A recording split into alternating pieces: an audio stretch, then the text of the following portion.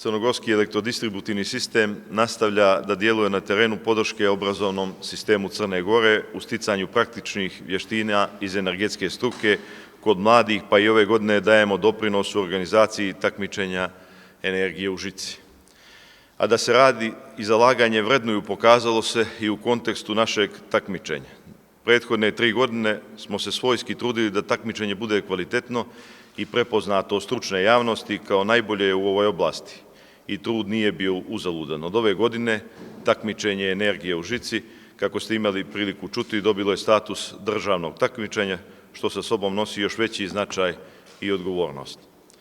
Zaista smo zadovoljni i iskreno radosni što smo prepoznati kao kompanija koja ulaže u znanje, a naročito u razvoj praktičnih vještina mladih ljudi koji će, sigurni smo, iskoristiti pružene šanse i pokazati dobro znanje i na ovom takmičenju koje sa sobom nosi i privilegiju sticanja bodova za bolje rangiranje pri upisu na fakultete iz oblasti energetike i elektrotehnike uopšte.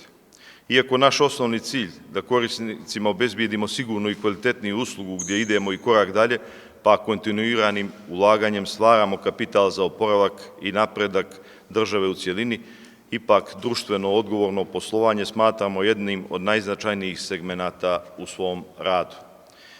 I zaista ističem da je jedan od projekata na koje smo posebno ponosni takmičenje energije u žici. Šansa da pokažu i odmjere stečeno znanje kroz praktičan rad, siguran sam da mladim ljudima puno znači.